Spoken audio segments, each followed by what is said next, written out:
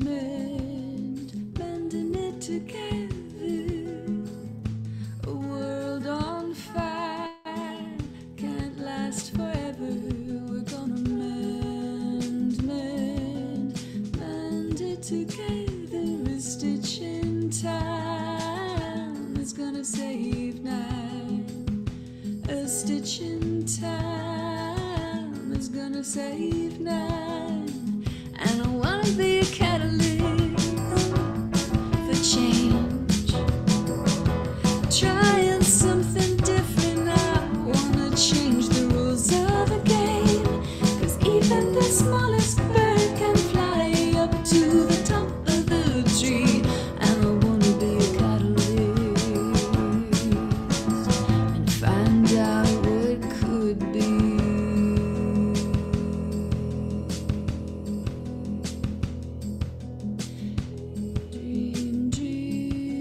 Dreaming together.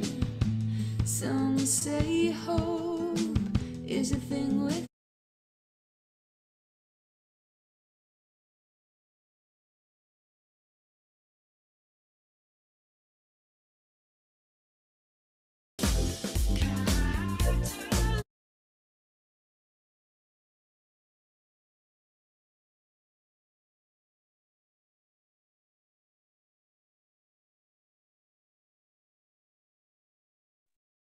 Lolo, I think everyone else is in. Um, I'll hand it over to you, and then once you have a minute, I'll play the catalyst video. But feel free to start introducing the guests. Thank you. Thank you very much. Thank you, Brian. You're doing an amazing job with Catalyzing Change Week for the Africa chapter. My name is Khomolemo Lolo Madiketla. I'm the founder of UMA Africa and a member of Catalyst 2030. Today, we will be discussing funding, innovation, and trade with particular emphasis on non-metropolitan areas, mainly being the rural settlements as well as the township economy. We have an incredible panel that will be engaging with us, and this is a highly interactive session. Feel free to use the chat to ask your questions, and where possible towards the end, we'll be able to allow you to unmute and really share your perspectives and ask even further questions. I'm based in Botswana. We have Thabiso Mashaba. He's the co-founder of these Three Hands GSSE that he is waving. And he's currently based in New Zealand. He'll share more of that around what catapulted him there, his backstory, and a lot of the work that he's been doing around co-creating innovations with communities, deeply focused on being empathetic, deeply focused on using design thinking and other amazing methods. Thabiso is an MIT graduate, a scholar by, I believe it's the I can't remember the scholarship, but he will introduce himself. And I ask all my speakers to today not hold back in terms of just positioning themselves. This is not a sales pitch, so nobody's trying to sell or win you over, but they are people who are walking the talk, who are not just about theory, who aren't about the theatrics and the PR and the lauding that comes with some delivery. We have Manka Sankoloba, commonly known as Lolo. She's the Chief Executive Officer of Botswana Exporters and Manufacturers Association in Botswana. And she will be sharing her perspective, especially because she's been at the focal point at an interesting intersection where she works closely with government, Botswana government, but other governments also. She currently holds a presidential position, which she'll share more about around in the OECD.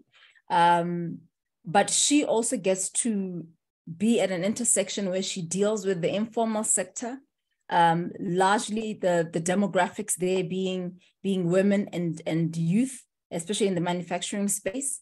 We have Mr. Opiolo Motswagai. He's the CEO of Tikano SME Finance, based in Botswana, with incredible footprint across the country.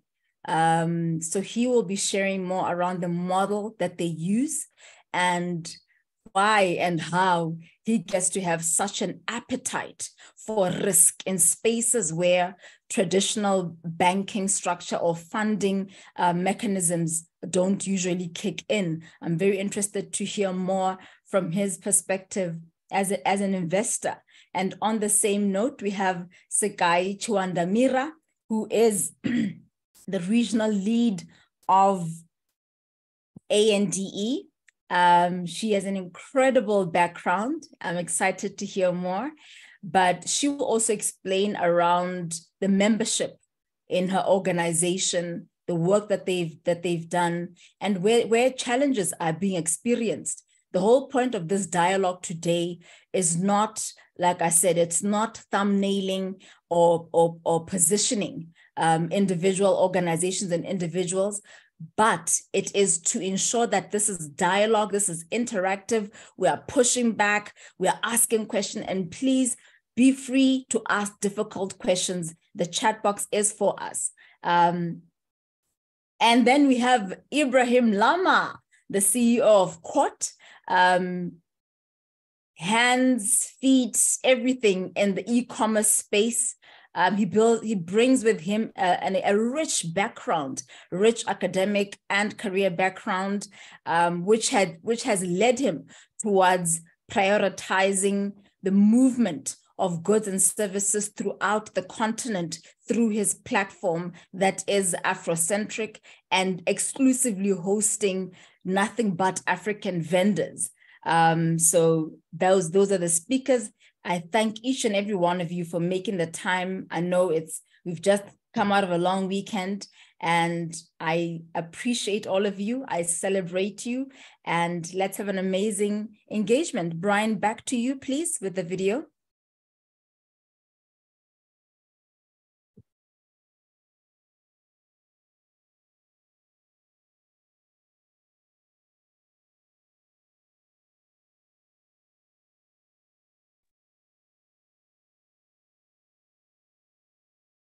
Brian, there's no sound. I think you need to stop and share it again. Sorry for jumping in.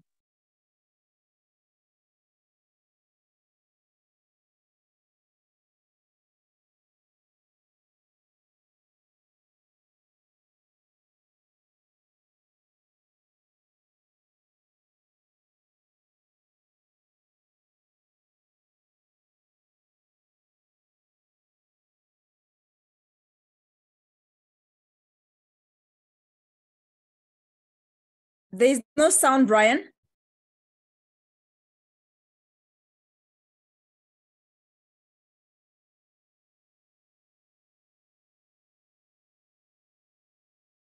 Brian, you'll need to stop sharing and sharing it again with the audio.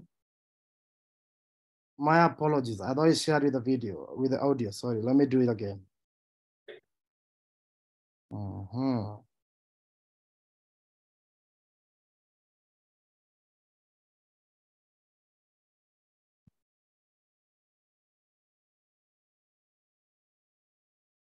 Let me know if you can hear the audio now. Did I just lose it from where I was? Okay. Hope this is it. Let's go. By the private sector, governments, via multilaterals and donors. We can hear, but we cannot. Welcome to Catalyzing Can you hear? This year's Catalyzing Change Week is about solutions from the front lines by social innovators. In 2022, Catalyst 2030 concentrated its efforts on bringing Brian, we can't see anything. frontline solutions. We can hear but not see. Oh, Jesus. I don't know what's going on my end. I'm sorry, everyone. I can help you with that if you want to make me. Susie, could you go on, please? Absolutely, absolutely. I don't know you. what No happened sweat, on my no end. sweat, Brian. It's okay. Let me just quickly share here on my end. Thank you. And there we go.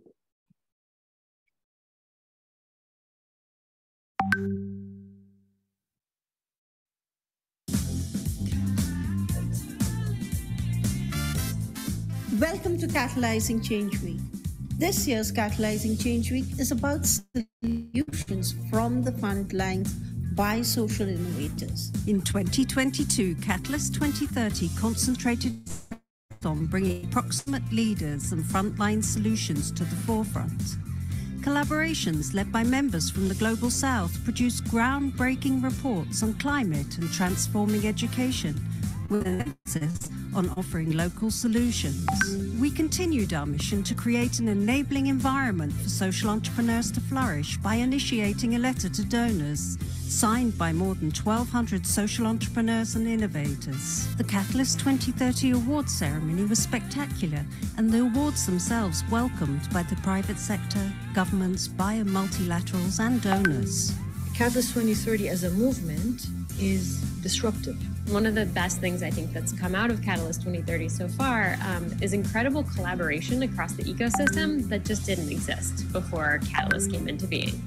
The thing I love most about Catalyst is that it's an open movement for social entrepreneurs around the world. I'd encourage anyone who's looking to be more connected with their local communities around social development goals to come along to Catalyzing Change Week. Welcome to Catalyzing Change Week.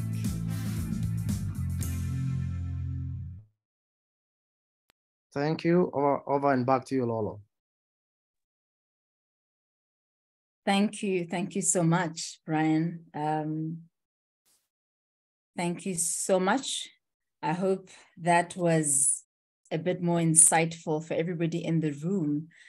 Our theme for Catalyzing Change Week 2023 is solutions from the front lines.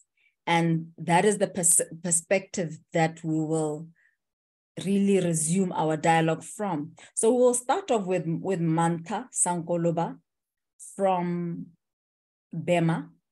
Please just a thorough introduction, just to give context, especially in line with the theme.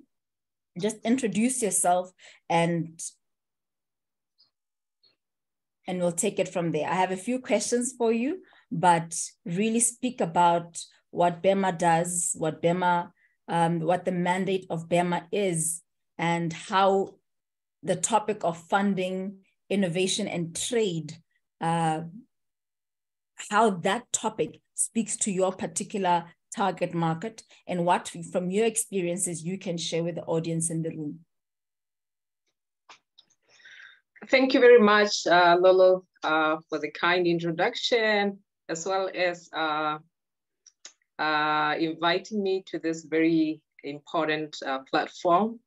You did say we shouldn't be candid about the discussions. We should go all the way, ask questions, give deliberations that are very critical to ensure that we bring forth solutions at the forefront. I think it's a very interesting, intriguing theme of today. So I'm quite very honored to be here, to be representing, of course, Botswana Exporters and Manufacturers Association, as you have already introduced me as the CEO, serving as the CEO. I will be wearing a couple of hats today, one of them being the one that you mentioned and the others. The one that you mentioned of me being the president of the OECPS Business Forum. OECPS stands for Organization of African, Caribbean, and Pacific States, which constitutes of 79 countries across the 6 regions. Of course, also serving as the chapter head for African Women in Business, which of course constitutes of all African countries within the AU.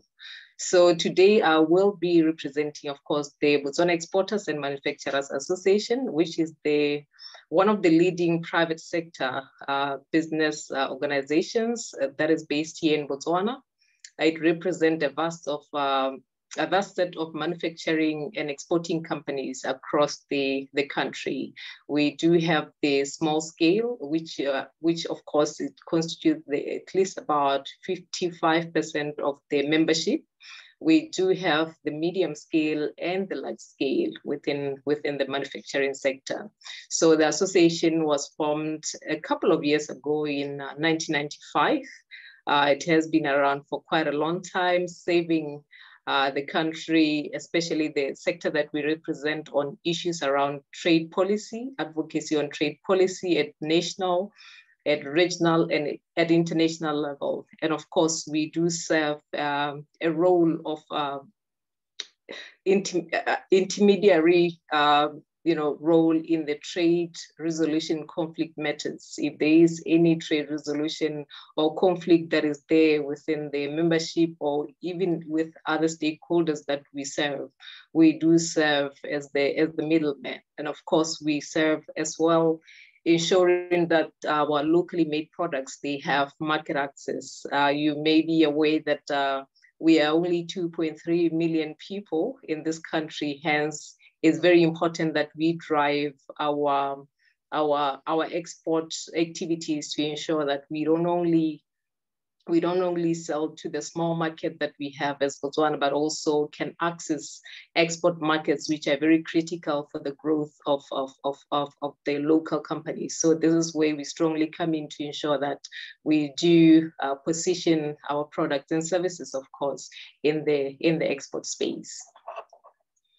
And of course, we serve in different platforms at regional level, at national level, as well as at international level. We do serve in the SACU space, where we represent the private sector as chairs for the senior officials in the investment and export space. We also, of course, as alluded earlier, serve on behalf of the Botswana private sector in general in the OECPS Business Forum. We do, of course, serve in the AGOA space, where we solicit for the American markets. We also serve in different technical committees at ministerial level within the trade space and the finance space. And of course, within our membership, we have a variety of in the agro products, food equipment. We have the accessories such as the bags, shoes. We have building and household utilities. We have business service. We don't only focus in the commodity products, but we also focus on the soft services. We also have the canvas and the chemical products, the construction, courier services as well within our membership, because it's very important that goods do move from point A to B. So it's important to have such service providers within the membership as well. We do have electricity and cables, equipments, which of course constitute a bigger share in the export space, especially within the SADC space. We have the firefighters, we have the food and food stuff, your furniture, we have your clothing and textile, the garments manufacturers as well. We do have locally made health, hair, and beauty products. We do have our jewelry and arts and crafts, our lifting equipment for the mine industry, which we make here in Botswana. We do have our popular meat and meat products, which of course has done tremendously well within the EU space. And we are hoping that with the ratification of the AFCFTA, we'll see our meat also flourishing within the African space. We do have, of course, the packaging materials, which are a very important part of the value chains that we are trying to build here in Botswana. We have the textiles and timber products, as well as the tourism services and products. Tourism has done tremendously well in our local space, hence a very important aspect of our defining exports in Botswana. We also have within the automotive component, the vehicle parts, which of course we have been supplying the South African market with such over a couple of years.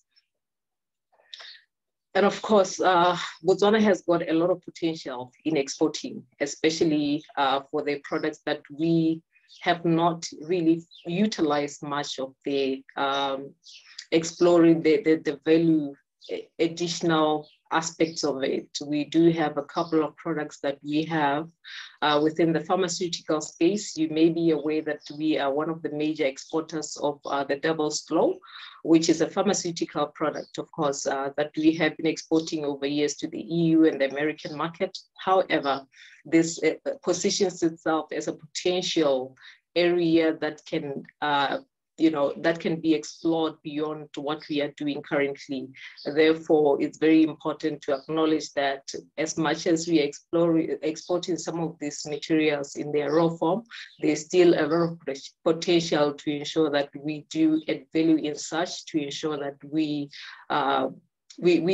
create the jobs, the much needed jobs that we have many of our youth in the streets without jobs. And so it's very important to acknowledge that there is a lot of potential in such cases. We, of course, the chemical sector, we have as well the textile sector and the financial services, which I believe is going to be a very interesting topic with Tikano also on board. Is going to be a very interesting element to hear from Tikano as well as to how they take this one.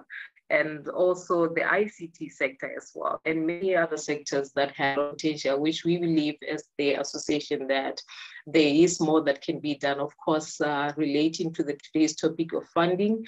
And you'd find that in most cases, the reason why such opportunities are not explored to their maximum potential is because of lack of funding, is because of lack of innovation in some cases. Of course, the issue of research and development, where we need to know more about such products so that if you want to keep your Devil's Claw in the country, what research and development efforts have you put in that particular space to ensure that we are well equipped to produce products that are safe, products that are of quality, that can also be consumed by the international markets as well.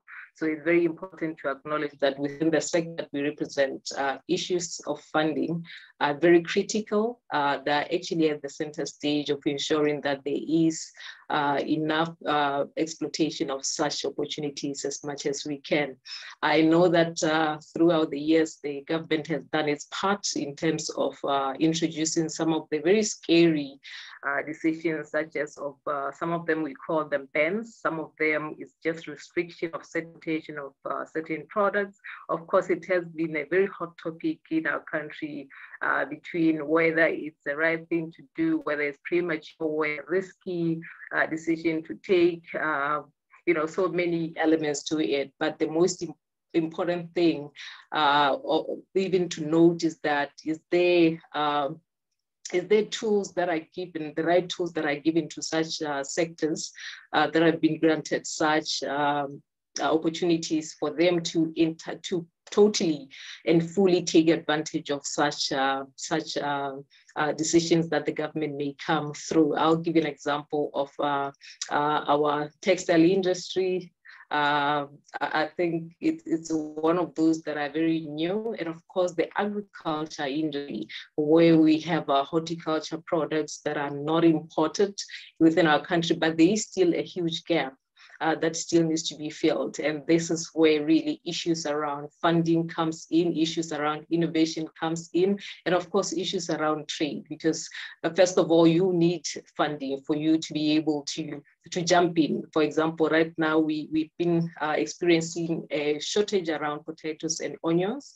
Some of the locals have land. The only thing they probably do not have, that is a major hindrance for them to play in that space, is that they don't have funding that is ready for them to come in. They don't have a startup capital that can help them to get into that space. Some would have that, but would not have innovative, technical know-how of how to leverage on that, how to ensure that there is a seasonal supply of such commodities. So this is where now we can talk about innovation, the importance of innovation in such sectors. And of course, some of them would have plenty that they have grown, but it's an issue of where do I now sell? It's an issue of trading. Who do I now trade with? Because it's not guaranteed that if I have my field full of potatoes, I'm guaranteed of a market. It's not like I am guaranteed of trading immediately. So there has to be mechanisms and ways that those issues are mitigated. So it's very important, Lolo, this topic for us within the sector to ensure that really we do have such elements put on together, because you can't take away the other from another. They do work in their holistic form. And of course, innovation, they do say that it's the heart of growth for any economic landscape. So it's very important that as we identify such opportunities, we also come up with innovative ways to make sure that they are sustainable. They can also play their maximum economic contribution towards the whole landscape. Thank you so much, Mantha. I'm not seeing any questions in the chat as yet, but I just had a few that as you were speaking, especially as you mentioned the pandemic, right? Which is why the topic of solutions from the front lines is so important. Given the dynamics that were evident during the pandemic, what is the current state of exporting in Botswana, in the region? What are the trends? What are we seeing? We saw closed borders, and in so doing, we also saw governments prioritizing particular sectors. But just give us a snapshot of what is the status quo post, I would say post in inverted brackets, post the pandemic. What is the state of manufacturing, state of exporting? Are we utilizing the opportunities that are being availed and the tools and the acts? Thank you very much for that question, Lolo. I think it's been a journey, especially with the COVID-19 pandemic experience. Remember that this is a journey that was unexpected, therefore it came as a shock, especially within the manufacturing space. Remember that there was a point where there was no production at all. That means that there was no money that was coming in. There was nothing that was being produced at some point because of the lockdowns.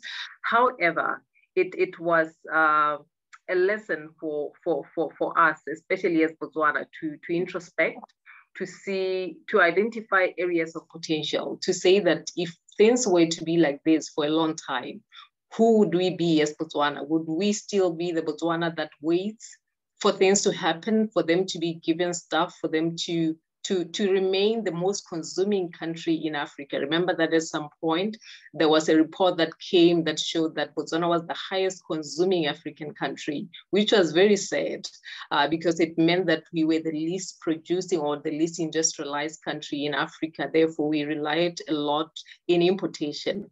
And of course, it has been a very sad history that we had to live with, to see that a lot of what we consume is actually imported, such that even during the lockdowns, during the COVID-19 experience, we ran short of a lot of stuff, especially the consumables that we needed on a daily basis. And for us, especially for manufacturing sector, this came up as a motivation to say, government, we need to think things differently now. We need to change our game. We need to now refocus our efforts into capacity building of the sector to ensure that where there is potential, let's leverage on that. And one of the areas that we have a lot of potential is in agriculture and many other sectors such as the textile industry. And we have seen such a huge turnaround, especially in the in what came after the decisions that were harsh, that were taken harsh in a sense that it was new to us. It was something that was risky, but it was a risk that was very important to take to ensure that we give chance to our own people, to ensure that there is actually independence in that aspect. And this has come at a very good time, because we had companies that were at the verge of collapse, at the verge of closing their businesses because there was no business at all. And again, this approach was not only unique to Botswana, many other countries which have gone through exactly what we've gone through, they became inward looking. They started looking at themselves and say, where are areas of potential? Where can we improve? What can we just keep to ourselves? And we did exactly that.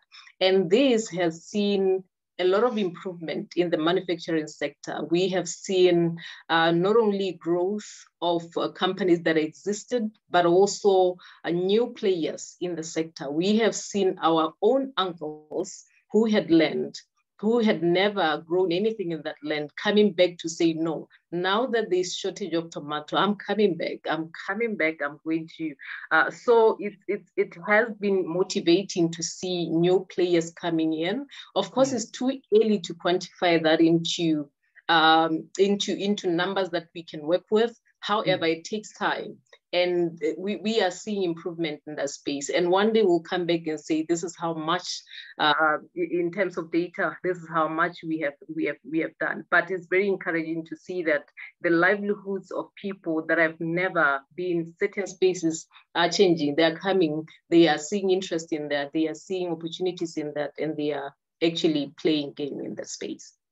Thank you so much, Mantla. In closing, as we move to our next speaker, I like that you just mentioned the uncles that you would have never expected them to yield a harvest, now coming forth and being known as producers.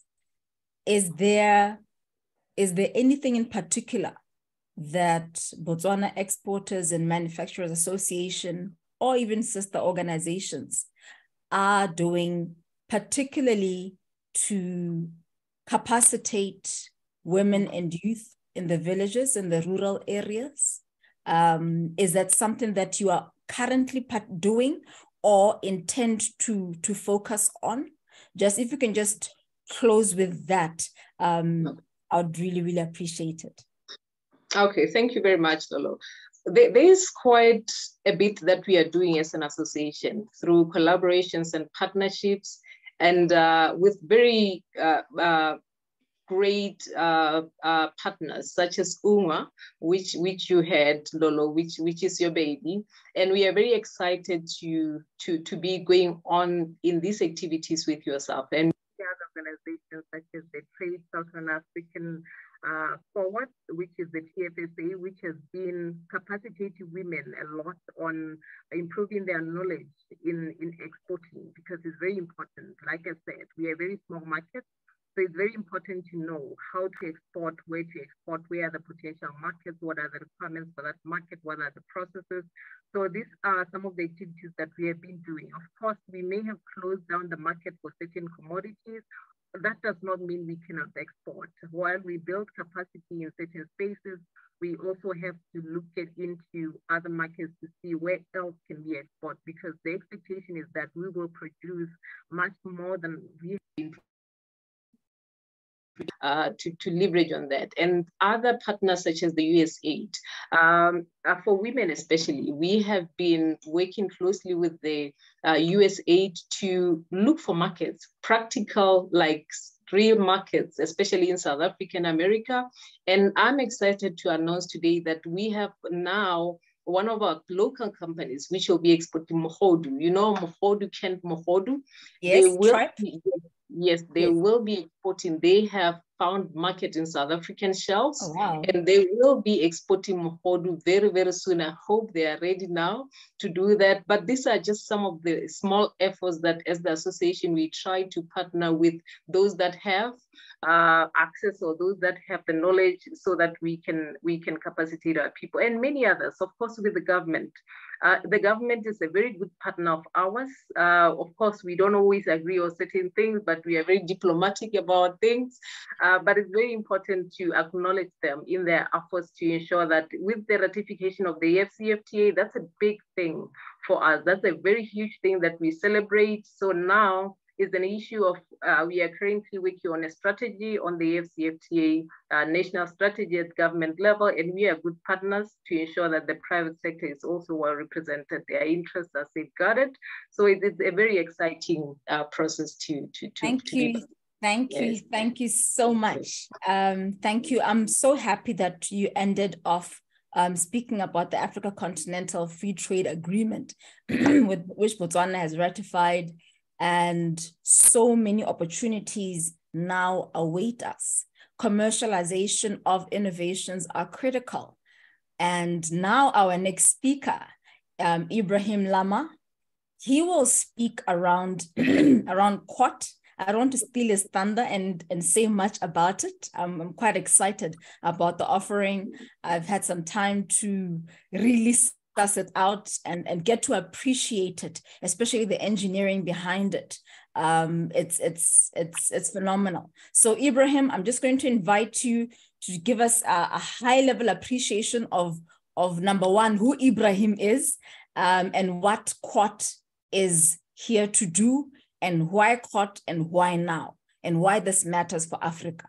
If you can say that in line with our theme, right, which is around solutions for the front line. IB? Okay, thanks, Lolo. Can you hear me? Yes. Okay, good day all.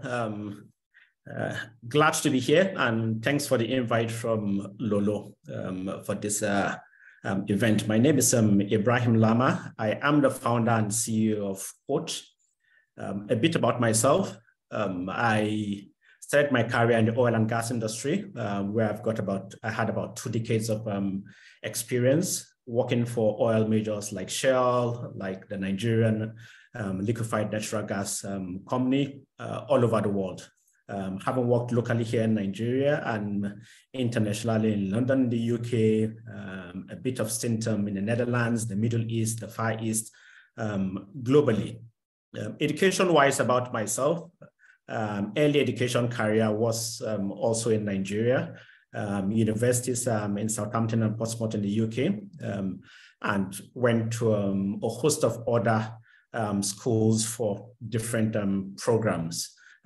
Be it Harvard, where I attended the General Management Program, the London Business School, where I attended the Emerging Leaders Program, the London School of Economics, and New York Universities, where I had master's degree from, and a host of others, which gives me a very good international network and understanding of global business.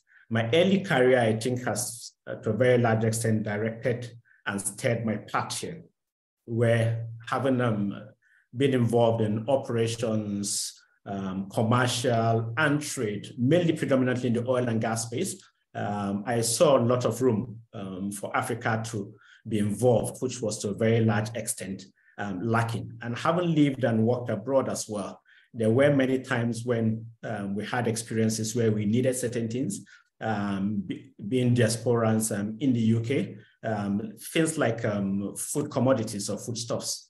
To cook, we couldn't get hold of them. And then I had friends as well who just struggled to get items from back home in Nigeria. Okay, I didn't add as well that I am Nigerian, so I'm a bit of an outlier in this group. But yes, it matters. Yeah, so I had a lot of friends who kind of struggled to a very large extent to get things they needed. And sometimes even when they found those things, they struggled to be able to procure them. And the challenges could include inability to pay or difficulty with the logistics of it.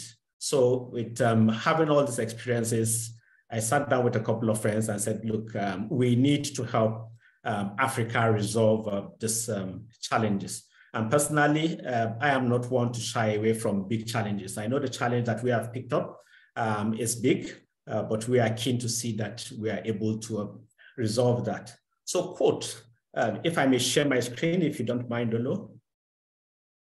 Would that be okay? Yes, you may. Just maybe you give it about 5 minutes just to allow for engagement after.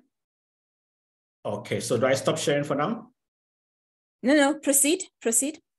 Okay, so just to keep all of us in the loop, I'll run through the two main platforms that we have built.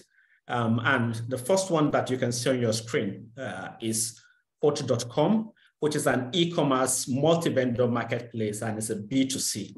It's predominantly dedicated and focused on indigenous African products for the global market. I think you can see this cap here, which is called the Hula in Nigeria. It's a hand-woven Hausa Arewa cap. I have seen many instances where many people have, sought them from abroad, but unable to get them. If you see at the top here, the various categories that we have at play, be it the arts category, the fashion category, the food and beverage, books and stationery, pop-up merchant, beauty and wellness, traditional African clothing, beauty products, again, clothing here, and the likes, foodstuffs and fruits that are uniquely African, wigs that are uniquely African, and everything that is sold on this platform is indigenous to the African continent. And if I go here to the B2B .quote.com, and this is slightly different from the B2C because it's focused on businesses, it's focused on wholesale, and it's focused on bulk products. And again, indigenous products from the African continent when it comes to products and commodities. So cocoa beans, rice hulls, sesame seeds, soya beans, hibiscus, all being available at scale. I think you might be seeing quite a few products here. We are still new in the game. Quote was built by Africans, for Africans, and by Africans for the global market. We are proud of the products that we have built. We have put in a lot of effort, and we have not spared anything in terms of design, in terms of quality of production, and in terms of the service offering that we're offering to the African continent. I think this is one of the first of its kind. There are a few which exist, but one of the things that we had actually noticed in Nigeria predominantly was the e-commerce platforms that we had were focused on trying to sell into Africa. So they had products from China, products from the US, and so on. And in Nigeria, I make it bold to say that we are probably the first of one of the few that have built a world-class product that is focused on just predominantly African products for the global market. Quote, you might wonder what that name signifies. It signifies, it's an exclamation mark from a little known tribe in Nigeria called the Baju tribe.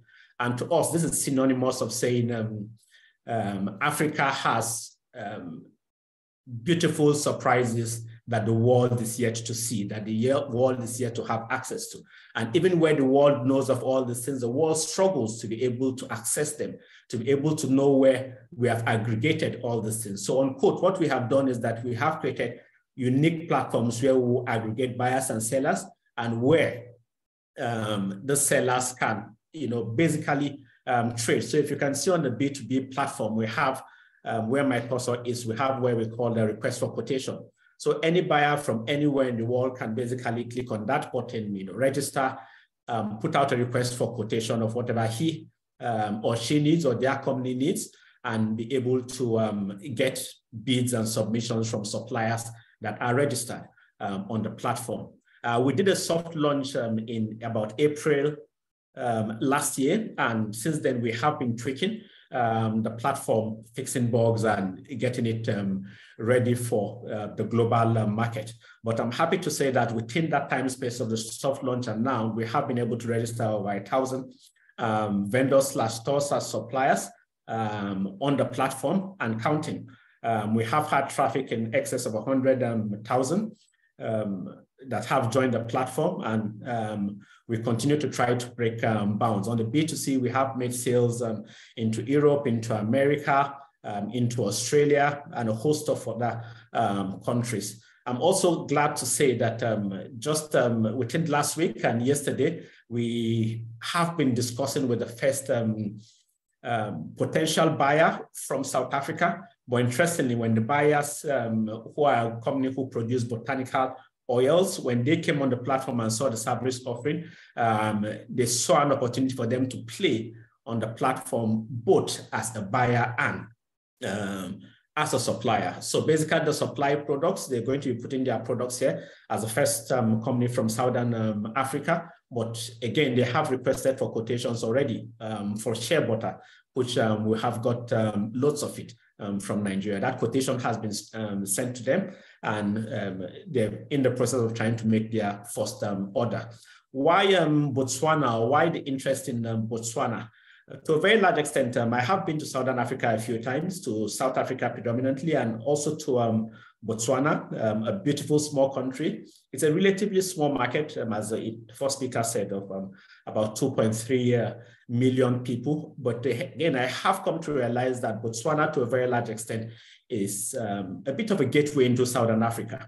And whilst we're trying to build an Africa-centric platform that will bring suppliers from all over Africa trading to the global market, we think and believe that Botswana being a gateway into Southern Africa would be a good place to start, coupled with the very stable democracy that you've got, the very stable economy that you've got, and hopefully we would play a part in trying to encourage and engender balance of trade within the African continent with the platforms that we have built. But I invite all of you that are on here, please take your time and check out the platform and what we've built. It is world-class and it is for us, for Africans. Thank you, Lolo. Thank you. Thank you. Thank you so much, Ibrahim. Very thorough walkthrough. I enjoyed that. I like how you speak about the importance of aggregated information. And this brings us to our next speaker, right? Because as much as the products are there, as much as the solutions are there, it is important to also bring in the communication around such, which is where your platform comes in to say, here I am as a platform, let engagement take place, let transactions take place. And storytelling plays a critical role in all of this. We spoke earlier on of the African Continental Free Trade Agreement. The recent business forum held in Cape Town allowed for dialogues, intergovernmental, intragovernmental, right? The parastatals, the private sector came in to say, it is the stories not only of those in the metropolitan areas and those with robust capital, but this is an opportunity for Africa's creativity to come to the fore. So it's not only a trade story, it's not only an economic story, it's also the story of our cultural heritage. I liked how you were explaining the stories behind some of the products that you have from your different vendors. Also, Mantla was speaking about mogodu or malamogodu. Some people refer to it as that, which is really tripe, canned tripe. And she also spoke about the devil's claw. I wish she had used the common Setswana name, which is Sengaparile, right? And now that's where our stories are coming to the fore.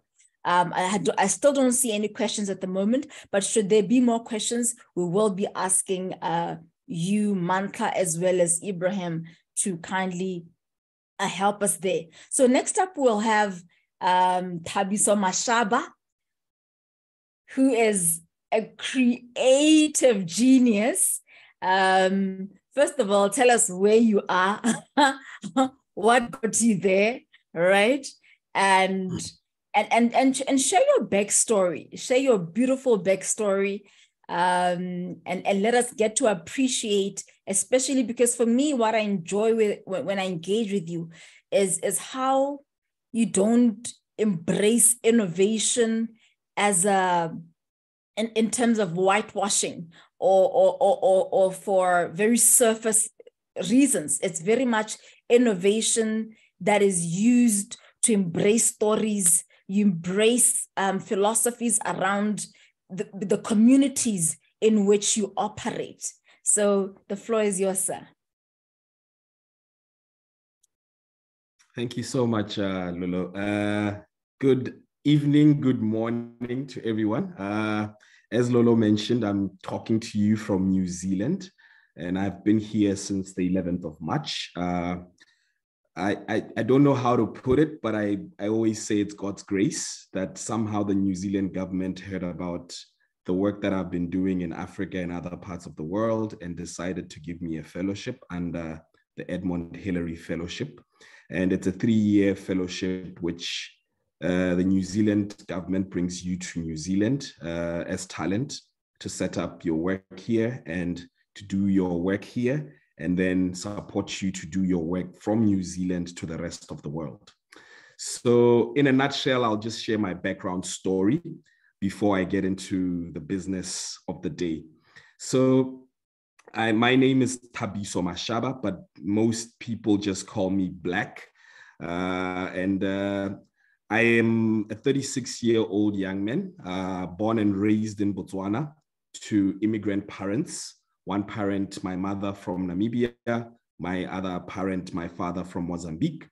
Largely I grew up everywhere in Botswana. So every rural community that you can think of, because my parents were fortunate enough to get work as within the local authorities. And they basically, my mother was working as a social worker. So everywhere she would move, I would move with her. In every village, I was always with her. And then my father also worked as a bylaw enforcement officer. And then I was also raised by my aunt and uncle, one who was a medical doctor and the other worked as a tax revenue collector. And so all these conditions that I grew up in made me curious as a child as I was growing up. And it introduced me to what I would say development work, because I constantly asked my aunt and my mother and my father and my uncle questions about development, because I would go to school one morning with a San child who's dressed up in, that traditional attire, and it's winter time and we're going to school and I'm well knitted in a beanie, in a jacket and everything else. And I would be asking my mother as a social worker, what is the government doing to make sure that my friend also gets a jacket? So all those things sparked a lot of curiosity in me about how development is done. And as I grew up over the years, I actually wanted to be a lawyer, but the University of Botswana thought otherwise. So they gave me a double major in economics and accounting. So that was my first degree. And as I finished my economics and accounting, I remained still with the curiosity of how come with all the economists we have in the world and all the development practitioners we have in the world is getting more inequitable as opposed to more equitable. And people are coming up with deep solutions every day from the United Nations. And so that made me ask one day, one professor of mine, who then came into class and said, for an open economy to exist, there needs to be perfect information or perfect knowledge. And this stuck with me very much. And I asked her the same question back to her, ma'am, do you think in Botswana, we do practice that type of philosophy where we use perfect information to largely have government design policies that are relevant for the people on the ground and are informed by their real needs on the ground, and such that the people can own these policies and run with them for their own self-development? And she threw back the question at me. And ever since then, I have been trying to address the perfect information space. So in also trying to do that, I then decided to enroll for a Master's in Development Practice, which was started by Professor Jeffrey Sachs at the Columbia University, but offering it through other universities. And it was on the backdrop of the Millennium Development Goals coming to an end and the Sustainable Development Goals coming to fruition. And ideally, he was trying to train what we would call non-theoretical development practitioners, but practical development practitioners who can actually really go to the ground and face the issues at the front lines and really deal with them from that understanding of all the resources that are available to them there. And so during that time when I was studying my master's in development practice, I was offered the BIHL, Botswana Insurance Holdings Limited Professor Thomas Tlo Scholarship. And this allowed me to get comfortable and be as curious as possible, because I didn't have to worry about tuition, and I only had to worry about what I can make use of my development practice opportunity. So during that time, I saw an opportunity in Zambia, where there was an International Development Design Summit being hosted by the Massachusetts Institute of Technology, DLab. And when I saw that, I was like, probably we'll meet Jeffrey Sachs there and we can discuss these policies. Maybe it's time to change the world, right? Only to get there and I meet a bunch of engineers and industrial designers who have been pegged together to work with community members so that they can design technology solutions with these community members. And that's the DLab philosophy of MIT. So having been there as a social scientist, I got to understand a few things, but I also got to contribute. And out of coming from that particular summit, I then decided I'm going to set up a social enterprise. And this social enterprise will be aligned to SDG 17 and will be aligned to SDG 4 and SDG number 8. Particularly so because I felt like it was time to use and drive business thinking towards development practice, such that we can do things that are orderly, because sometimes in development space, you tend to do things and then leave them to chance. But in business, you put risk ahead of things and you make sure that you deliver so that you minimize the risks. So the merging of the two theories of practice was what then drove me to set up this enterprise called These Hands. And whilst I was still setting up These Hands, I was offered an opportunity by the Erasmus University in Rotterdam to come and study cultural economics. And I was quite elated by that because the communities that I was going to serve, or through my social enterprise, were largely those that are at the base of the pyramid. So in rural communities, in refugee camps, and in what we call indigenous peoples communities.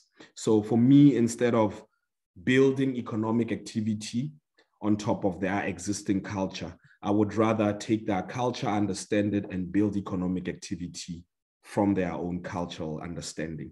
So this is when I started These Hands. And if you allow me to share, I'll quickly run through These Hands for everybody's appreciation. So at These Hands, we believe it's not about the 1 billion mouths that we have to feed, but about the 2 billion hands that are ready to engage and make a difference in their own lives. So at These Hands, we've developed a bottom-up approach to community empowerment and technological development, which allows people to explore their own livelihood challenges, explore material and resources around them, explore their stakeholders, and come together to develop what we would call appropriate technology solutions that address these livelihood challenges. And then we support them to turn these into community businesses, which can then sustain them. So my team and I are largely people who've met through school. So myself, as you can see, and then Brian Lee, I met him on the dashboard of the Masters in Development Practice. I literally just posed the question, who would like to join me on this journey of developing These Hands? And he came through as a coder saying, hey, I can help you develop your website. And I said to him, well, how about if I give you some equity and we develop this whole thing together, as opposed to you joining me as a business partner, as a business service provider. And then Kenneth Middleton, he's a great graphic designer and communicator in the socials. So he joined in the same fashion and we gave him some equity as well. Gatso Morapedi had been doing some film and photography work with me at the University of Botswana. So he decided to join me as well. And just recently we hired Mehuitsi Modimo Onetse to become our executive director. So she runs the Botswana office and I run the New Zealand office currently. And our vision largely really is to be a world leader in inclusive innovation and grassroots support. And how do we plan on doing this? We plan on doing this through building a network of at least 1 billion grassroots community innovators using our co-creative design process approach. and our USSD-based social network platform. Why now? Like I said, so there are about 4 billion people in total altogether that stay in rural communities, indigenous people communities, and refugee camps, if we add all those numbers. And out of all of those 4 billion, about 1 billion of those are living below the poverty datum line. And so we decided, instead of giving people fish, we'd rather teach them how to fish, because they are people with skills, they're people with indigenous knowledge, and they know how to address their own problems because they live with those problems daily themselves. So if you give them a design process to use and you give them access to tools and material, they can definitely design their own solutions. And as I mentioned, really, it was all about how international development or governments have been using this top-down approach to addressing community empowerment and technological development or interventions within these communities. And most times, even if they do it right, they don't include the people such that the people can get to own these solutions. And if it breaks down, they're able to fix it themselves. They just bring in experts, or what we would term consultants, to try and handle the solutions. And over time, that doesn't become sustainable. It actually yields to more challenges than solutions. And so what we developed is this basic co-creative design process, which I developed with the MIT D-Lab. And it allows people to really understand their challenges and go step by step up until they have a prototype, but then also bringing people from the community who become the end users of this particular product or solution, such that they understand it.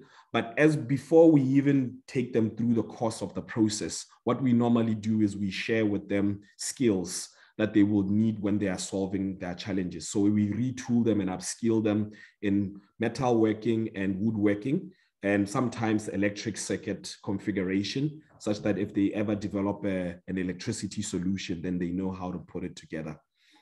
And one of our other secret sources is that we've developed this USSD-based social network platform. So many of the people that we target are really on the digital divide end side. So they find themselves without internet access, and even if they have internet access, it's quite expensive for them. So myself and my co-founders decided to exploit what is already available in the market. And we decided to develop a social network platform that allows them to access our post-training services or be able to communicate with us or amongst themselves, but just for 20 cents or 2 pula, if one were to ask, and just using a special code, which is *247#. And this platform allows you to access our services, to apply for a grant, a training, if you are interested in our trainings in your community, to apply for a grant, to apply for technical support, where we can link you up with students either from MIT or from BOOST or any of the institutions that we work with that can come and help you develop your technology further. And by woodworking and metalworking, I mean something like this. This here lady on the left on your screen is working on a maize charcoal briquette press, and that is not welded. But in order for her to be able to understand the nitty-gritties of working with metal, we take her through that process, and she basically is there filing. As you can see, that elderly lady, she had never used a saw ever in her life. But there we are, we're teaching her how to hold a saw, how to use a saw. And she went on to make something with that particular piece of wood, which she really embraced and was grateful for. And some of the technologies that the communities we work with have made through the co-creation processes, this toilet was made in Langa Township in South Africa. And it's largely because the people who stay in the shanty towns there or the squatter camps don't have access to proper latrines. The ones that are there in the public that are provided by the government are quite dangerous to go to at night. So this one fits into their small little shack and they can use it. But it's also a composting toilet. So they can take whatever is in there and then use it in their gardens to grow their crops. What you see there is also a steam generator that was also developed in Langa Township. The people there normally pull electricity from the street poles to push them into their houses. And that usually leads to fires in the township, normally when it rains. So instead of them doing that, we encourage them to explore low-cost solution that could actually give them electricity. So in here, in that drum, there's water, and you just spin that tire, just like a normal generator, and then the steam starts boiling. And then once the steam boils and it shoots water into that hose pipe there, it starts spinning the generator even fast, and then electricity starts forming. It goes into that battery source and then through the converter, and then you are able to plug in your sources to watch TV or put in a fridge or something so that you can take care. And here is a simple sorghum meal crusher that was made recently in Molepolle village. So the people in this particular ward make a lot of traditional brew using sorghum, but they struggle mostly because they use a pestle and mortar, which usually gives them economic challenges. So as they were exploring resources around them and coming up with a solution, they decided to just make this simple bucket system using an old destroyed grinder, and which they put something in there, and then they just feed the maize and the meal, and the sorghum, and then they just press play, and then it starts crushing to give you such fine powder. Another one is a smart garden. So for those that do not have land or space, they can make a simple technology like this smart garden here, which uses less water. It just uses drip irrigation, and you can refill the water from the drip back into that drum over a period of time. And if you are growing seedlings, it takes about 7 days for them to grow. If you are growing already, readily grown seedlings, it takes about 2 weeks for them to become ready to eat. And another thing that you're seeing here is an oven that was made from scrap metal, and it just uses coal to make your bread, as opposed to depending on a bakery or using firewood, which emits a lot of smoke for you. You can use this particular technology. And this were also made in Molepolle village. So out of all this work, we have been blessed and fortunate that we were supported by the Letshego group of companies because they believed in the vision that we are doing, which is aligned to their main mission of improving people's lives. And so they funded us between the years of 2020 till now. We're still partners. And largely, they have allowed us to be able to set up what we call rural innovation centers in these communities that we have worked in. So if you look in the Botswana map, we have about 10 grassroots rural innovation centers and 6 rural chapters. And all of these have about 6 projects that are actively running and more than 30 people actively running at these rural innovation centers. And many of them go different directions. Some of them go to the advancement of commercialization. Some of them are just happy with using them and renting them amongst themselves within the community so that they address the challenge, but they can make and earn a living out of them as well. And then the ones that we have worked with as well across Africa, we have one in Namibia, in Ongenga, which is like in the Ohangwena region. And then we have one in Kafue in Zambia that we're supporting. And then we have 2 in Tanzania, an existing one called the Twende Social Innovation Center, whom we are supporting through our IDIN SADC consortium. And then we have one that we set up recently together with Twende in Okolili in the what I would call Kilimanjaro district of Tanzania. But we also have one in Langa, which is a chapter, but we also work with one in Kumasi in Ghana. And we also have one in Uganda at the Rhino Camp refugee camp that we are working with. And based on all these, I would say, the beauty of having worked with Letshego is that we are also now exploring how to merge some of our digital solutions so that they can support these communities to give them access and make them bankable, but also looking at these technologies that we have come up with to see how we can then now turn them into commercial solutions. But because of the network that we have across Africa, and now that we're building here in New Zealand and the rest of the world, it's all about being able to move one solution that has worked for a community that has a similar challenge to another community that has a similar challenge. And I'll give an example. In Zambia, they have chicken and they want to have eggs in an incubator. So in Botswana, similarly in Otse village, they had a challenge where they were rearing chicken and wanted to have an incubator for their eggs. So both communities that we trained developed incubators. They were not the same because of the material that existed in those two communities. But what then sparked was that we were able to build a relationship between the two communities, and they were able to work together later with minimal funding. Then they were able to develop a better incubator. And now they have deployed it in Zambia and have deployed it in Botswana as well, and they're using it in their communities. And that's the spirit of why we use the co-creative design process, because it allows people to collaborate in that extent. But yeah, these are our many partners that we're working with currently.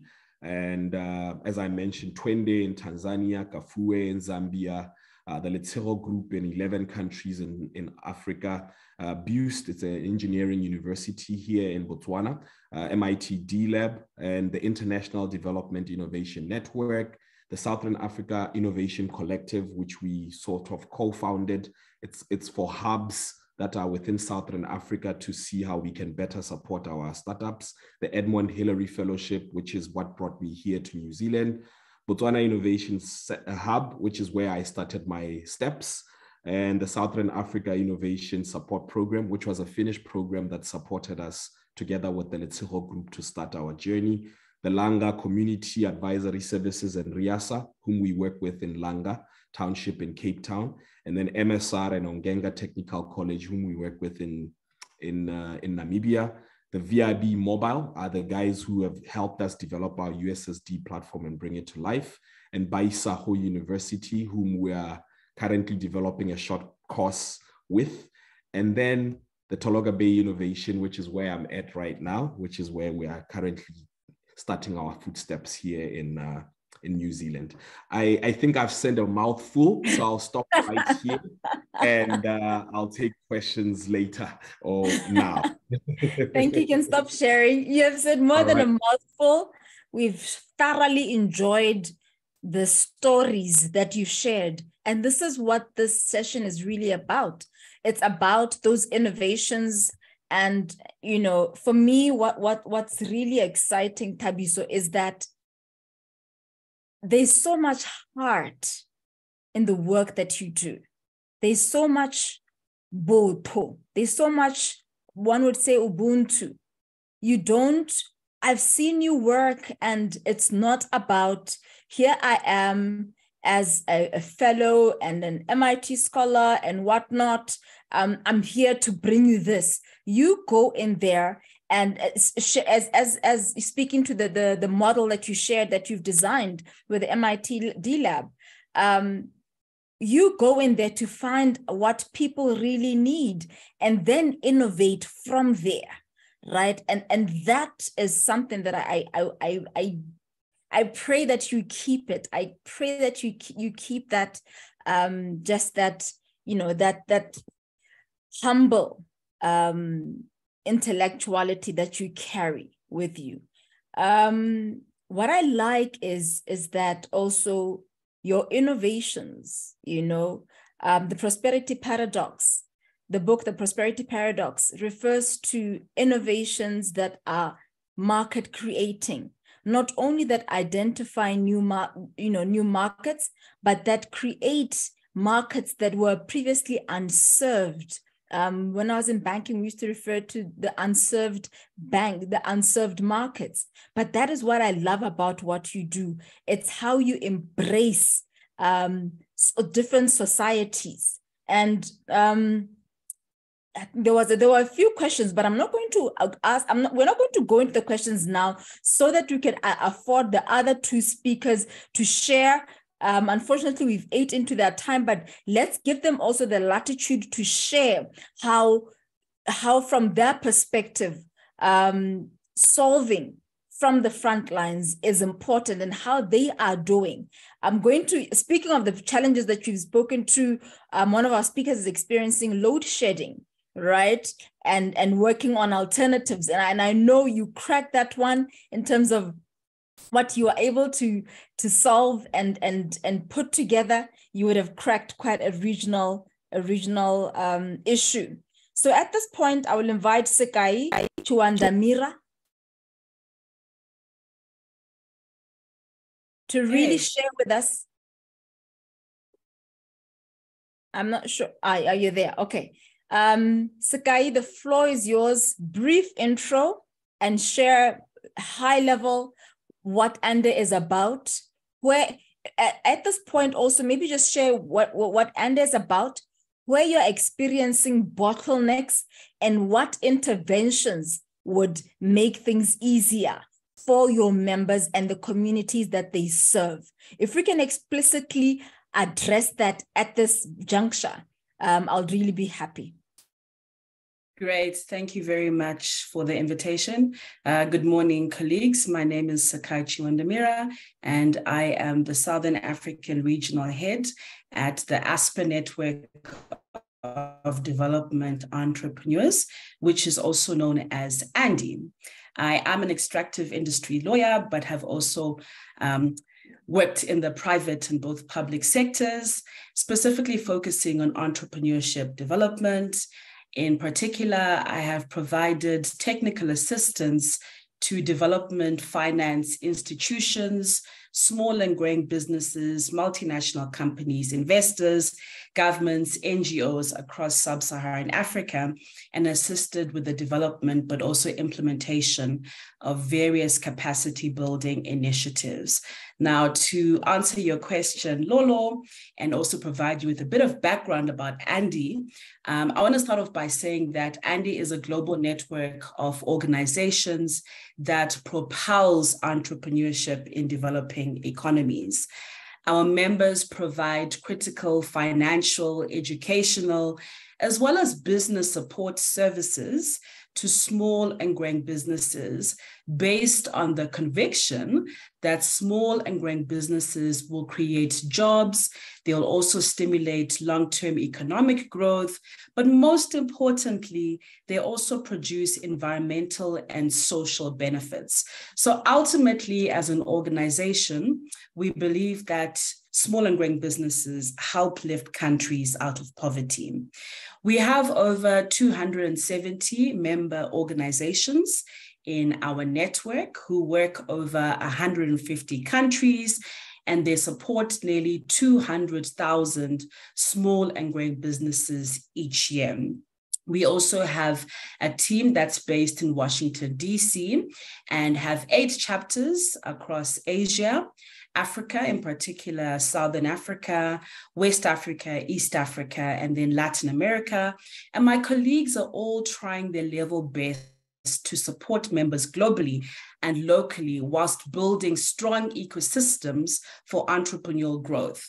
So in essence, we have 6 programmatic focus areas, which we provide and also implement. The first is knowledge sharing and networking. The second is around funding opportunities, specifically grant related. Then we also do conduct a number of research initiatives, impact measurement and management. We also do provide a lot of training and talent development.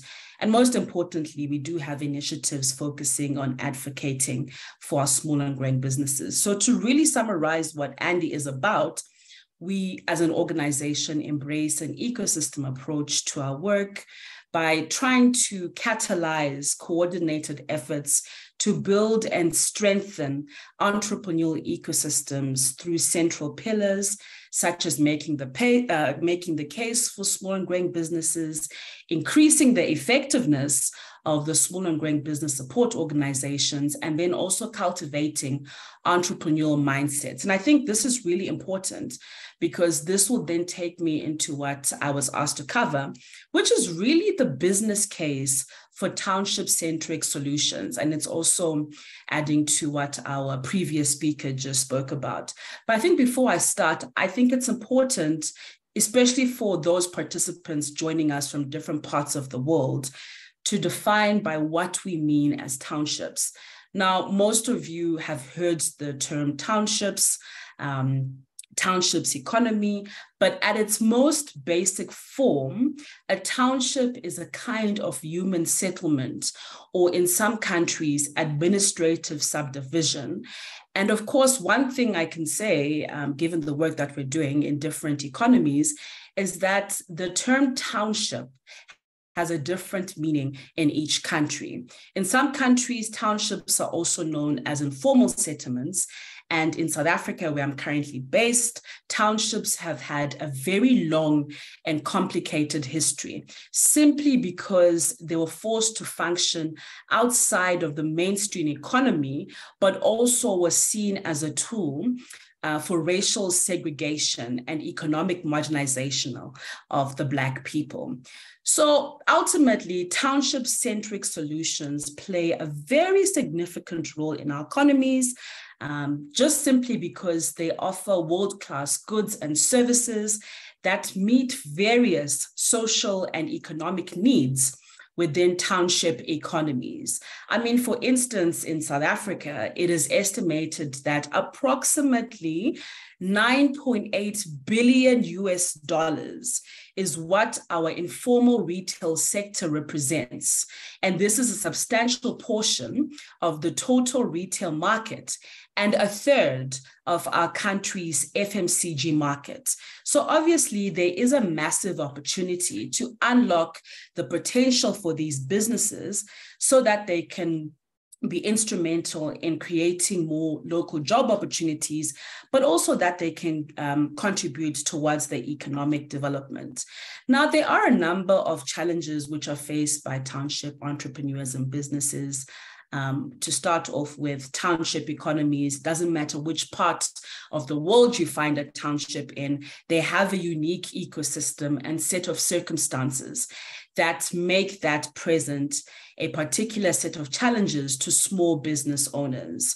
Now, we've conducted a lot of research on township economies through one of our snapshots, and I also sit on one of the global steering groups committee focusing on informal settlements. But what we have seen, and this is highlighted by township entrepreneurs and businesses, is that these businesses continue to lack access to finance. We're talking about innovation and funding. So finance is very, very big. There's also a lack of, and in some cases, limited access to markets. We're talking about the African Continental Free Trade Agreement. There's also a lack of skills. Skills continues to be an issue. We also find that there's a limited entrepreneurial growth mindset. And this is simply because if you look at the nature of most township businesses, they are more necessity-based than opportunist-based. And then, of course, there are broader social issues. Now, some of the greatest barriers around finance really relate to the lack of understanding between the supply and demand of capital, such as informal businesses seeking capital through channels that require formalization. Also, what we have seen is that often at times, the financial products which the banks have come up with don't really speak to the situation on the ground. So they don't really speak to the needs of those township businesses. We've also seen another core challenge, which is really the township ecosystem's ability to grow. And this is because there are so many siloed interventions being implemented by various ecosystems. So, for example, what we've seen of late is that there's a significant push from banks and your development finance institutions to formalize informal businesses throughout the various countries. Now, it's great to do so, right? But then, of course, we need to realize that some of these businesses are informal and will continue to remain informal. So there's a real need to be able to address that. Now, I know because of time, I can't go into all of them, but what we've also seen is that a lot of these township businesses cite that they have difficult accessing support services, so limited infrastructure. Technology is an issue. I'm sitting here in South Africa and I'm currently being load shedded. Imagine the businesses that have to produce goods and services that rely on IT and technology. Then also what we've also seen is that there are regulatory barriers and also administrative complexities, which really affect the way these township businesses operate. And we're talking about burdensome documentation. And then last but not least, there's a lack of scalable business models in most of our townships. Now, very quickly, I think it's important because we're talking about catalyzing for change. So what can we do as ecosystem actors? And these are some of the areas that I'd really love to advocate for. The first is we need to design collaborative ground-up initiatives. So ecosystem actors such as our government agencies, our ministries, your development institutions, NGOs, funders, they need to work together to invest in the right initiatives that really make a progress in developing the ecosystem. Secondly, we need to ease regulations and accept the informality of these township-based businesses. So we really need to accept that most of these businesses are informal, they're going to stay informal, but then that means that we need to find ways to work with them in a mutually beneficial way, which is critical to the growth of their ecosystem. Then, because we're talking about digitalization, we need to focus on digital inclusion, which is very important, especially if we're looking at innovation. And then last but not least, I think it's very important to design, once again, financial products for the townships, but also look at the various financial instruments that are out there. Now, I'm going to close on this point, and it's really about how do we use the African Continental Free Trade Agreement as a pathway, but also what are the opportunities for our township businesses, because we do have some that are joining us. Now, according to the World Bank, the African Continental Free Trade Agreement, together with the African Union, of course, they're hoping that it's going to create the largest free trade area in the world, measured by the number of countries participating in it. In fact, what they're hoping for is that this pact connects 1.3 billion people across 55 countries with a combined gross domestic product valued at about $3.4 trillion US. So of course, it has a major potential to lift our African people out of extreme poverty. But what is important is that they're hoping that this trade agreement is going to increase international exports and intra-African trade, which will ultimately unlock the tremendous opportunities for our local businesses and global businesses as well. So if you look at the African Continental Free Trade Agreement, they have what is called the Private Sector Engagement Strategy. This strategy is really looking at delivering impact and economic recovery, especially given the pandemic that we found ourselves in. But they've identified 4 sectors which they see as having high potential for investment. So the first is the automotive sector. Then we have the agriculture sector, and then agro-processing as well, pharmaceuticals, transport, and logistics. Now, these have been selected as opportunities to focus on, especially when looking at how do we meet the demand through local production. Now, and I'm close in literally a minute, I think it's important that we emphasize that our SMEs and township businesses, most of which are informal, are meant to be the custodians of this free trade area. So there are a lot of areas which our township businesses can leverage on for growth, some of which include entrance into new markets, expansion of customer bases, and creation of new goods and services. There's also the opportunity for township businesses to export to other African countries. And finally, we can have what we always refer to as Made in Africa, which is awesome. Then we also have the opportunity to create quality jobs, not just jobs, but quality jobs for our young people, for our female entrepreneurs, but also for the disabled. Then we also see an opportunity for increased investments, which will drive capital to domestic township businesses. And I've started seeing this across the African continent. And then last but not least, what we'll see are cheaper means of production, but this is only if the processes of importing raw material from other countries comes into place. Of course, what is important, and this is for our regulatory and policymakers, is that we do have a conducive and enabling environment within which this trade agreement should be effectively implemented. If we don't have that, it's going to be very, very difficult for us to tap into these opportunities. Lolo, I'll close here just for the sake of time. Thank you so much. Thank you so much. We've gone over time. I know people had plans by 11.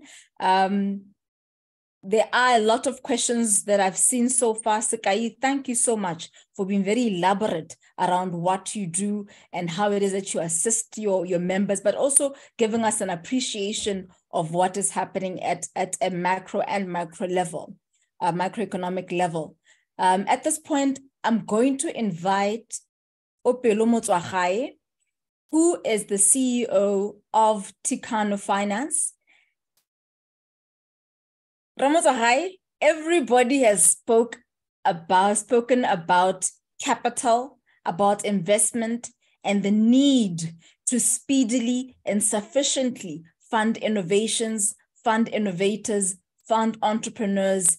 Give us a high-level appreciation of what the landscape looks like from your perspective. What is the reality on the ground? How many, from a percentage perspective, women and youth that are taking up the products that you have to offer? And what sets apart Tikano? Why Tikano is different from mainstream financiers? Please do so after introducing yourself. Over to you, sir. Okay, thank you. Thank you for having me. My name is Opelo Motswagae. I'm the Executive Director at Tikano Group. My background is civil engineering. I got a first class in that field, but then I did masters in strategic management. Then I got into the banks. So when I was in the banks, I was the portfolio manager for mining and energy business at FNB. Then I went and did trade finance at Standard Chartered Bank. Then went to Stanbic Bank to do trade finance for oil and gas portfolios, power and infrastructure, and multinational corporates. Then in 2015, I saw a need to play in the SME space. Why? Because there was a gap in funding. But then there's funding and there's speedy financing. So there's a big difference. That's where Tikano plays. We play into giving access to SMEs, speedy financing. And we are SME partners. So we don't just say it, because the nature of funding is such that we take a deal as if it's our own deal. We assess it as if it's our own deal. We are entrepreneurial in our approach. There are instances where we have sat down with the SME and they completely changed the approach because our evaluation criteria necessitated that that change be done for the benefit of progress. Okay. Now, when you get to Tikano Group, Tikano is an SME financing company. Our main products are purchase order financing and invoice discounting. We have recently introduced supply chain finance for, that will be like a program partnering with different parastatals. Morupule Coal Mine is one of them. So we have a memorandum of understanding with Morupule Coal Mine to support the SMEs. With financial access. So what is purchase order finance? Purchase order finance literally means that if you have an order from government, parastatals, corporates, you don't just get stuck. You come to us and say, guys, I've managed to bid, I've managed to get a market, but then I cannot source my raw materials. I cannot source my supplies. What can I do? We then look into your transaction end to end. Where are you buying from? Who's your transporter? What are the risks? How's your payment cycles? We then become part of it. We then give you access to finance within 48 hours. Most of the time we fund within 24 hours. I mean, today there was a client who came in this morning around 8 o'clock. I've just been told that by 10 o'clock, everything should be ready to go. So we don't have to wait for a credit manager to make decisions somewhere in an air conditions office. We have debt under our fingernails. We are practical. It's more like you're talking to your brother. This is what I've been given to do. This is what I want to do. Then your brother gives you advice, then give you the money. supply, you get paid directly. So what is invoice discounting? Invoice discounting is when now you have already invoiced. You have delivered. Once you have delivered, then there's that time that takes about 30 to 60 days to get paid. You come to us and say, guys, I've delivered, but I'm still waiting for my payments, but it's month end. I'll give you an example. Right now, there was a client who was given a good order, but they delivered around the 25th. So the credit terms are saying 30 days after delivery date, and fairly so, because we don't want to choke up the balance sheet of the buyers as well to push them to pay you within a short period of time. They've got their own cash flows, they have to sell the products, and they've got credit terms with other suppliers as well. So you then come to us and say, I supplied on the 25th, I'm expecting my payment next month on the 25th, but I've got salaries, I've got rentals to do, I've got other projects that I have to do. So we then give you about 80% of your profits upfront. The bulk of it, we make sure that we pay them directly so that there's no misuse of funds. We'll make sure that we pay the rentals upfront, your fuels and everything. So one of the key things that we have done in this market was to fund the agricultural space, education finance, healthcare finance. I'll give you another example in the healthcare that we have done. This client was supplying glucose test kits that test diabetes. They're supplying central medical stores. It's a big order. So we capacitate this SME to do small orders initially, but because we are fast in our financing, and it meant that the guy who's our client was able to deliver quickly to the procuring entity. They then increased their scope to get more units.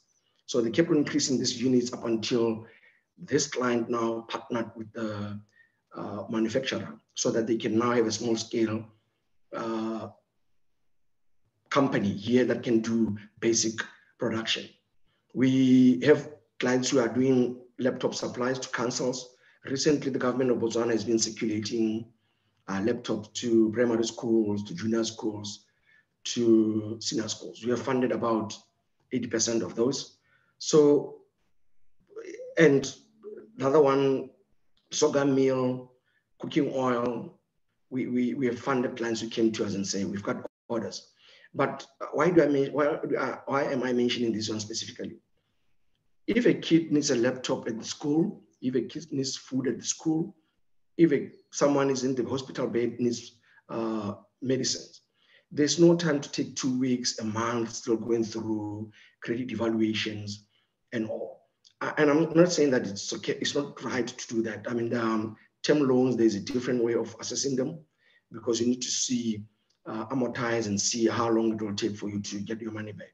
But for supply chain finance that we have structured, we are thinking about the kid at the school, we're thinking about the person in the hospital bed.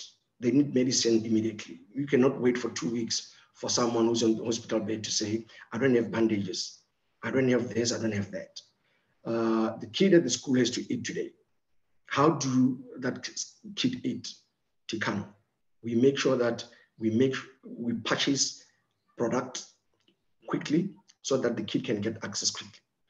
Another thing that we have done as Tikano, we have funded close to 3 billion worth of trade from the purchase orders that we funded in the past 3 years, financing about 7,500 SMEs across Botswana.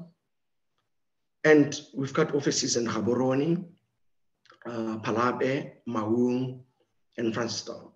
But the interesting part is that from the head office in Gaborone, we then went to Maung. Naturally, people will go to Francistown, Palabe.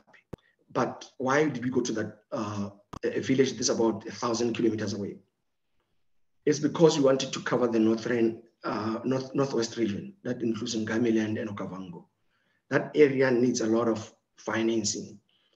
There's a lot of villages and it's far, it's not accessible. The villages like Godikwa, Gumare, Shakawe, Skondomboro. So all that area is covered by our Maung office, and we've got about sales agents in Shakawe and Gumari. Our model is such that we shorten the distance between the client and our offices. So we don't see any reason why a client should travel to Gaborone to come and get basic financing. Or they come here, you start giving them a long list of requirements. We've got only 6 requirements, being the IDs of the directors, where they stay, the basic KYC issues, just to know your client. Then going forward, when you apply for another loan, you only bring the purchase order and the quotation where you're buying from. We've got insurance-backed products in the back end. Whatever happens, then the fallback will be on the insurer. We then help the clients to do goods and trust insurance. We do financial literacy for those clients as well, so that they know that at the end of the day, if something happens, they are going to be liable.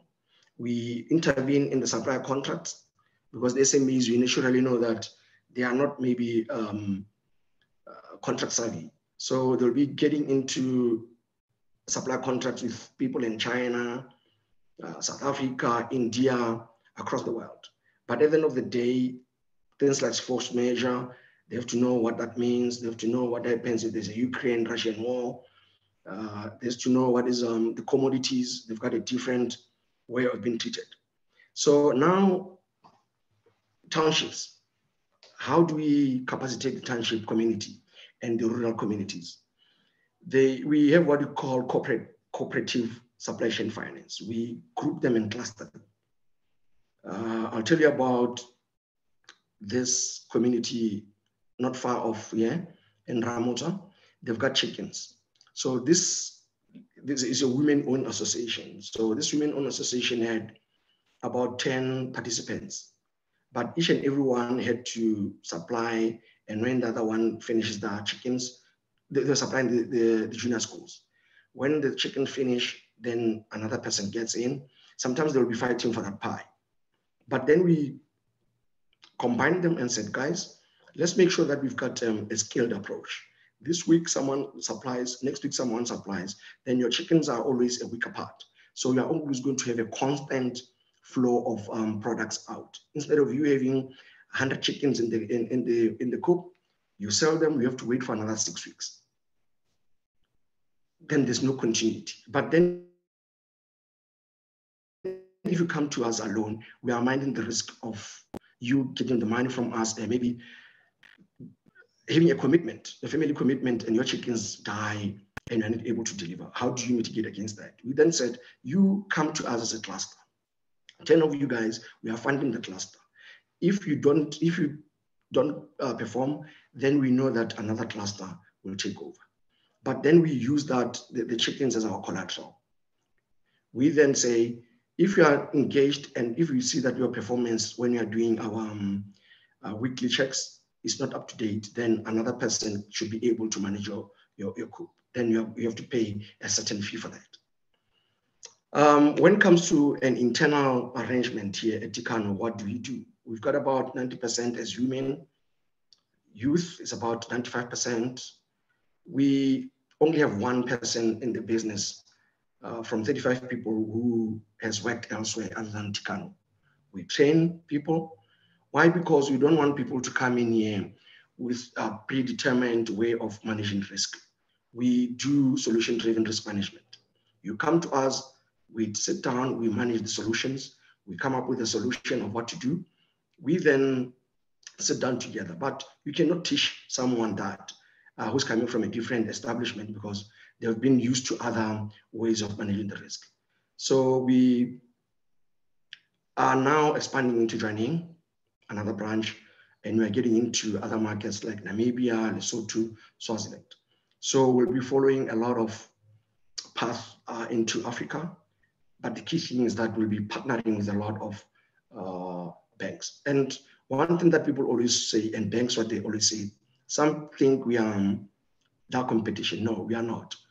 We are an alternative financier to the banks. We have had incidents where the banks will call us when the deal was slow in their credit management processes. We then took over, then the banks paid us after. We then did a back-to-back transaction to say Tikano pay, Then once we've finished our credit management processes, we then pay you for that product, for that product. So we've got the likes of Botswana Power Corporation, supply chain, Bofinet supply chain, water utilities, PTC, councils, government, all central government we do. We've got another client who's in the agricultural space who's supplying SPAR with sorghum meal. They buy meal from the farmers in Pandamatenga, the farmers in the south, Masasedi, they meal, package, and deliver to SPAR. So we make sure that all the time they keep the shelves busy. We are the ones who are in the back end. Lastly, we've got a very interesting case study that we did. The lady was based in Sakau in the Chobe district. She then came to us, we funded her. She bought maize and sorghum from the farmers in Pandamatenga. She then had to transport those raw materials to Sakau, then milled from there, and took back the finished products to Kasane. We then said, no, this is not practical because you are pretty much wasting a lot of energy and money in transporting the goods between where you are sourcing from and where you are selling. So we then facilitated her to relocate her plant from Sakau to Pandamatenga. Then she'll just buy the products from Pandamatenga, mill, and take the products to Kasane. Then because Pandamatenga was closer, she could even now take surplus stock to Francistown, Sorowe, and everywhere else. So in closing, Tikano is a different financing company, but we are pushing towards supply development oriented finance. Thank you.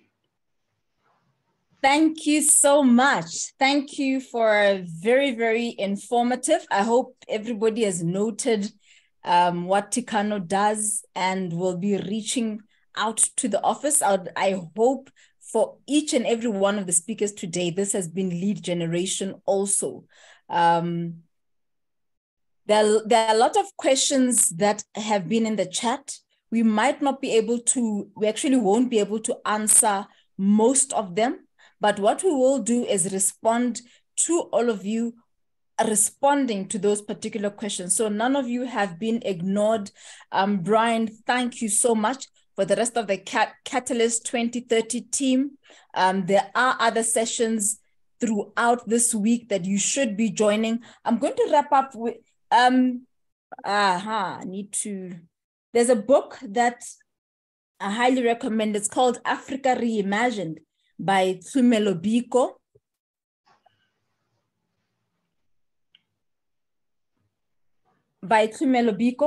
And the line says, in tying everything that we've discussed today, making the future a reimagined, a reality is in the hands of the Africans. Their insistence not to have their prosperity subverted by the greed and hunger for power and of national leadership is essential to achieving this future. Business as usual is not an option. The world continues to become more and more competitive. Scale, responsive governance, expertise, and social capital are the critical components of global competitiveness. Africa has to drastically reduce its poverty. A new socioeconomic model has to be adopted to achieve this. I'm so grateful that Ramotsogai spoke about speed and the importance of that being a game changer. All the speakers today spoke about the importance of curiosity, the importance of community. And I would like to add and invite everybody on this call and those who are yet to see this discussion to say, let us add a third C, which is a commitment to see Africa reinvent itself for the better. It is possible, and may God bless Africa. At this point, Brian, is it possible just to get one or two people just to say a comment or ask one question as we wrap up? It's just been us speaking and no other voice, just one or two. I am happy to give you one person. Okay. Just one. Okay. I can't see everybody. Is Bui there? Is there anybody who wants to ask a question? And let me do this rather. Peace had a question for Thabiso. Do you provide startup kits for those innovation participants, or are they purely business centers? Thabiso, you can just answer that as a final closing to today's session. All right, thank you so much. Ulibulinji Basjagwe in Uganda, I want to assume. Basically, we do not provide any kits per se, but during the training that we do, we then leave them with the design process that we shared with them, and then the basic business thinking templates that they use to keep developing their technologies. And then to Ian, just a quick one. If you are not represented in that map, how you usually reach out is just you go on the These Hands website, or you reach out to us, and then we talk with you about logistics, and then we end up deploying a team to you to do the first training, and then post that first training, that's when we can explore setting up a chapter or an innovation center in your community. So please do reach out. We are lacking in Southern Africa and other parts of Africa, and would like to get there. Remember, we're on a mission to reach 1 billion people. So the more the merrier. Thank you. Thank you so much. Thank you to everybody who's been on the call. Our sincere apologies for eating into your time. We've gone way beyond what was allocated, but we were enjoying the stories. You've learned so much from every one of the panelists that were here present. I'm grateful and I'm honored to have been moderating this session and learning from fellow Africans doing amazing work for Africa. Please continue logging into other sessions that are scheduled for the rest of the day and the rest of the week. And may God richly bless you. With that, we adjourn. Yeah, thank you. Bye-bye. Thank you.